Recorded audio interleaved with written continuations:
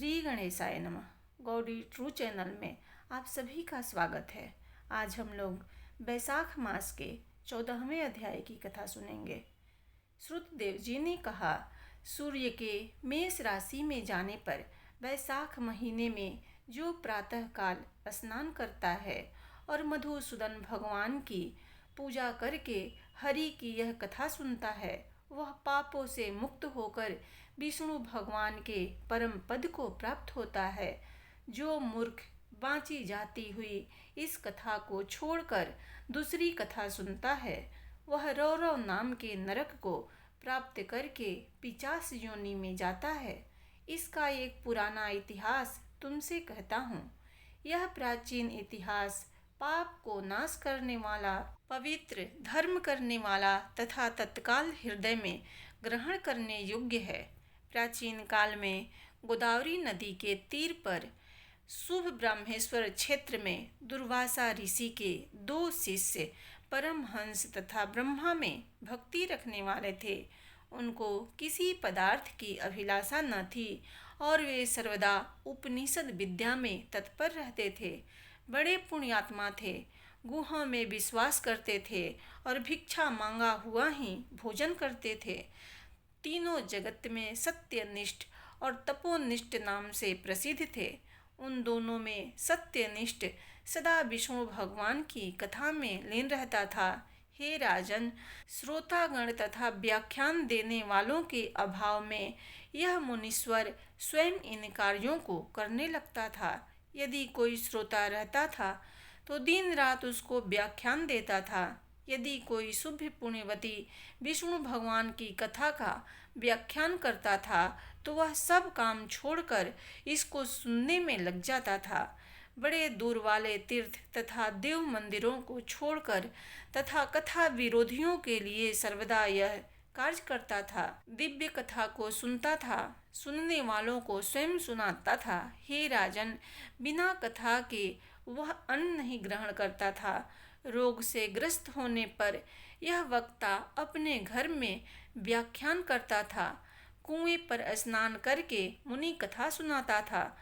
कथा के अंत में अपना कृत्य करता था। कथा सुनने से मनुष्य के जन्म का बंधन नहीं होता। विष्णु भगवान में सत्व बुद्धि होती है और दुख दूर होते हैं।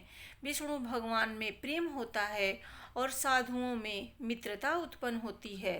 हृदय में निरंजन निर्गुण ब्रह्मा शीघ्र ही आ जाते हैं। ज्ञानहीन पुरुष के कर्म निश्चय विफल हो जाते हैं। अनेक बार किए हुए कर्म वैसे ही निष्फल होते हैं जैसे अंधे को दर्पण। दुखी मन से जो कर्म करते हैं वह सत्व शुद्धि के लिए होता है और सत्व शुद्धि से श्रुति में प्रवेश होता है और श्रुतियों का ज्ञान प्राप्त करके ज्ञान उत्पन्न होता है और श्रुति वाक्यों पर विचार, ध्यान और श्रवण बधुआ होता है। जहाँ विष्णु भगवान का कथा नहीं होती, जहाँ साधु जन नहीं रहते, वह स्थान साक्षात गंगा तट होने पर भी अवश्य त्याग देना चाहिए। जिस देश में तुलसी न हो तथा विष्णु भगवान के सुंदर मंदिर न हो और जहाँ विष्णु भगवान का स्मरण न किया जाता हो, वहाँ पर मरने से अंधकार प्राप्त होता है। जिस गांव में विष्णु भगवान का मंदिर न हो और काले मृग न हो, जहाँ विष्णु भगवान की कथा न होती हो, जहाँ साधु लोग आश्रय न लेते हों, वहाँ पर मरने से मनुष्य शीघ्र ही कुत्ते की योनि को प्राप्त करता है। वह मुनि उपनिषद विद्या पर विचार करके ऐसा निश्चय करके सर्वदा विष्णु भगवान की कथा में लीन तथा विष्णु भगवान का स्मरण किया करता था और कथा सुनने से बढ़कर कोई बात नहीं मानता था। दूसरा जो तपोनिष्ठ नाम का ऋषि था, उसकी श्रद्धा बुरे कर्मों में रहती थी। वह न तो स्वयं कथा सुनाता था और न सुनता ही था। कथा बाँची जाती रहते तीर्थ स्थान के लिए चला जाता था। हे भूमिपाल, तीर्थ में होती हुई कथा को भी संकित होकर चंचलता के कारण तथा कर्म लोभ के भय से छोड़कर दूर चला जाता था। कार्य करने वाले श्रोता तथा वक्ता उसके पास नहीं जाते थे। घर के कार्य के लिए भी लोग उसका साथ छोड़ देते थे। उस दुराग्रही दुर्बुद्धि का समय इसी प्रकार बीतता था। भगवान की कथा से उसकी जीभ तथा उसके कानों ने पुण्य प्राप्त न किया।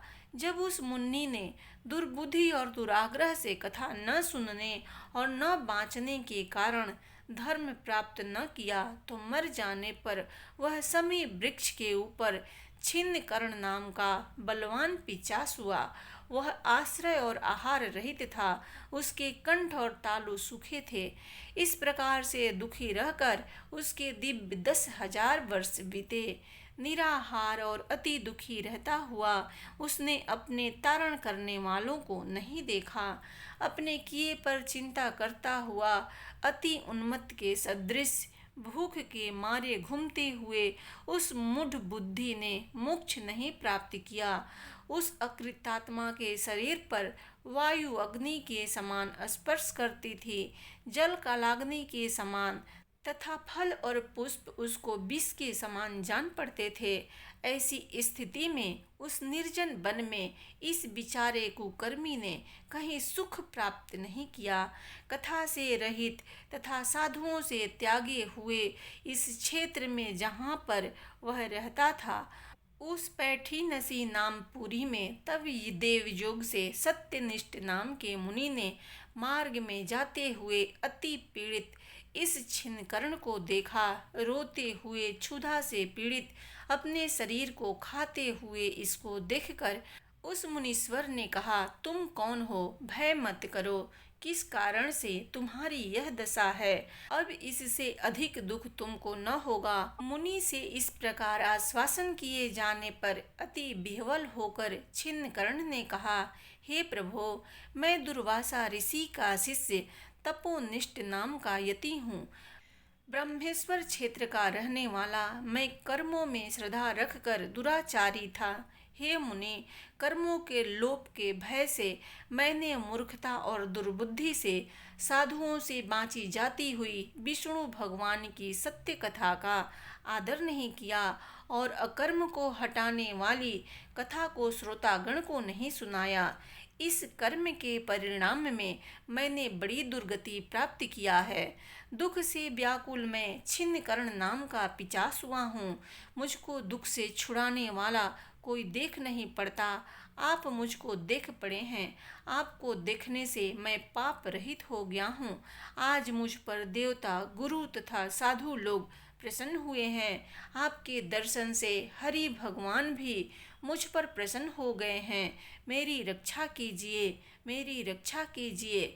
ऐसा रोता हुआ वह उनके पैरों पर पृथ्वी पर गिर पड़ा।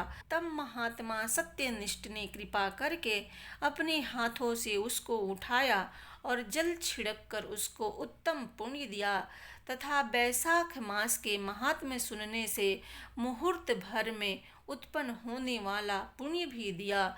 उसके प्रभाव से उसके संपूर्ण पाप तुरंत नष्ट हो गए। पिचास का शरीर छोड़कर वह दिव्य शरीरधारी हो गया। उस महामुनि को प्रणाम करके विमान पर चढ़कर आमंत्रण करके तथा परिक्रमा करके वह विष्णु लोक को गया। तब वे सत्यनिष्ठ नाम का बुद्धिमान ऋषि पैठीनसी नगरी में गया और बारंबार महात्म्य सुनने के विषय में विचार करने लगा। श्रुतदेव ने कहा, जहाँ शुभ फल देने वाली और पुण्य करने वाली भगवान की दिव्य कथा होती है, वहाँ पर सब तीर्थ और पुण्य क्षेत्र आ जाते हैं। जहाँ पापों को हरने वाली, पुण्य देने वाली विष्णु भगवान की शुभ कथा होती है, उस देशवासियों के हाथों में मुक्ति रहती है। इसमें कोई संदेह नहीं है। श्री बैसाख महात्म्य के नारद और अम्बरीश संवाद में कथा प्रसंग में पिचास मुक्ति प्राप्ति नाम का 14वां अध्याय समाप्त हुआ। प्रेम से बोलिए भगवान विष्णु की जय।